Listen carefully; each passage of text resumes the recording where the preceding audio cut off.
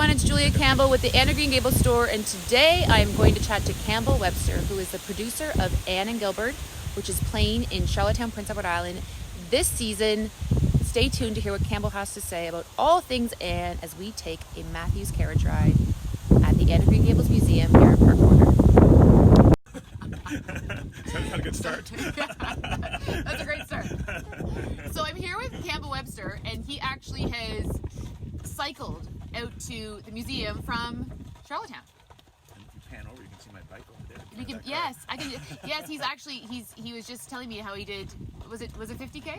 51. It was supposed to be 51K. 51. It was supposed to be no, a little more. 55, I guess.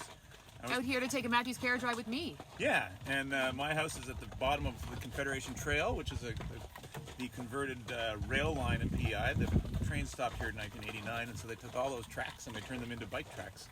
And I live in Charlottetown at the bottom of that trail, and then it goes all the way up to Kensington, which is sort of Julia's family's hometown nearby here. Yeah. And I was going to keep on biking up here, which is another 10 kilometers or so off the trail, or 15 kilometers. But I was a little late for this interview, so I thought I better call my friend George Campbell, which is this person's dad, and tell him to be late. Maybe he can come get me in his van, I thought to myself, or his truck. And so I picked up the phone. I was at the grocery store buying a lot of water, and I turned around, and there was George Campbell. It looked like I willed him like magic. Yeah. He was right there. Yeah, it's like he knew. He knew subconsciously. And so he was feet away from me as I was trying to summon him, and put my bike, and here I am. Amazing. So, as I mentioned earlier, Campbell is the producer of Anne and Gilbert, which has been running now for 15 years. 15 years. In Prince Edward Island. So, Campbell, tell us kind of just the whole history of Anne and Gilbert, how you got involved, how you got started. Yeah, so Anne and Gilbert, the musical, is the story of Anne and Gables in love. And it's written by a pretty well-known Canadian songwriter by the name of Nancy White and two other people. And Nancy, I used to manage Nancy when I was in the music business. And we'd go all over the place, all over Canada and the U.S., different places. And she wrote this musical. She adapted books 2 and 3. As we like to say, she's the one who adapted the. Yeah, so that would be Anne of the Island and Anne of Avonlea. Anne of the Island, yeah. So, yes. So there's Anne and Gables is the first novel, then there's Anne of the Island. Each from back in this business. And so for about 15 years, we started a little place called Kindred Island, beautiful place. A lot of great things happened there. None more important than my wedding, which happened there. 15 years ago. Anne and Gilbert also happened there. And the first year, then went on the summer side. And since then, we've licensed it all over the world. Singapore, and been to a couple dozen theaters in Ontario. At Canada's State Theatre, the National Arts Centre of Canada. It's best-selling Canadian play ever. That 50-some-odd-year-old institution. So it's had quite a run. Now it's right across the street from the Anne and Gables store in Charlottetown. They have a place called the Gilbert. And we're on stage this summer, amazingly. And we found a way to do it. We talked to public health, and we said, I think we'd like to be the only theater open in the country. And for a while we were. Wow. Were you? I didn't know that. Yeah, and so it's open for 6 days a week. It's an adapted version this year. It's smaller, beautiful show. It's called The Songs of Anne. And so if you're in a bubble, very willing to represent what's been a bubble these days. Last year nobody put that bubble, but now we all want to be in a bubble. It's true. And we didn't know what Zoom was last year either, but we all know that now. We do. So, or if you want to come here and live alone for 2 weeks, self-isolate, then our government will let you out on the streets after that. Then you can come see Anne and Gilbert. It's there six days a week, some matinees, some evening ones. As you might have guessed, I might say this, but it's fantastic. So you can see all things Anne. You can come get on this wagon here at the Anne and Gables Museum. I'll tell you a story about the Anne and Gables Museum. Oh, I love it. Story time with Campbell. Yeah, so when I was 26, my first business was running package cycling tours. Hence my love of cycling. And I wrote a book about it, published it. It was in Newfoundland, oddly enough, about it's a cycling guide, first cycling guide for Prince Edward Island and the Magdalen Islands.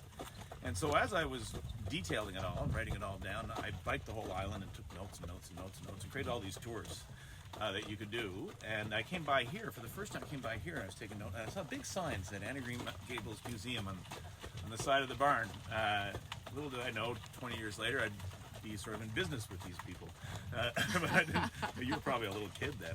I know. I would have been. And I saw this big sign, and I'm not a very cynical person, but I had a cynical thought. And the cynical thought I had was, look at those people trying to draft on Anne and Green Gables. They got nothing to do with it. Who do they think they are? They just put a sign on the side of a barn. That is so cheesy. And then little did I know, actually, Lucy Love Montgomery wrote about this place. She was married here, speaking of where she was married. And the lake down below, the little lake, is the Lake of Shining Waters. She mythologized it as in her novels. And she called this place Silver Bush, I believe, right? She did. And so this was a magical place. I think she described it as one of the most special places to her. She did. So there's the Wonder Castle of her childhood. The Wonder Castle of her childhood. Yes. So this is actually a very legit, but my cynical 26-year-old self went, ha! Look at those people ripping off that brand. Not true. It's actually very legit. Yeah, absolutely. I love it. So in all your years then, in all your 15 years of being producer of Anne and Gilbert, what would you say that your favorite part of either the story of Anne and Gilbert or your favorite part of Anne, your favorite kind of, what part of her character you like the best? Well, 15 years, you accumulate a lot of things, you know. Yeah. I've been married for 15 years too, and I don't think I would say there's one favorite aspect of my wife, you know. But I'm kind of married to the show too. There's many things that all sort of things that blend in together on it. I guess what's interesting about it is that what I think it's about. I always joke that the plot is really quite simple. You know, Gilbert's after, and she ain't having any of it. And in fact, the story of Lucy Maud writing the novels was when they asked for a sequel, because the first one was so successful, the publisher's idea said, don't wrap up that romance in one novel. We want to make some money here. Take 2 novels to do it. Yeah. And she kind of resented that, but she did it. Right. So this is 2 novels of courtship, and the plot is, well, I can give this away because I think you probably guess that they get together in the end.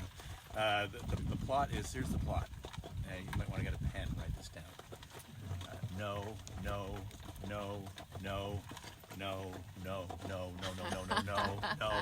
Yes, that's the plot. I love it. And but the reason why it's no is because, and there's a great moment at the end of the play.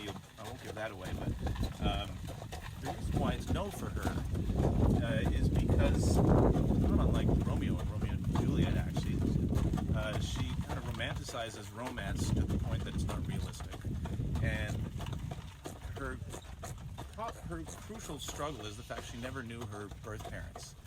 They died when she was very young, and it's a bit of a torment for Anne up until a certain point in her life.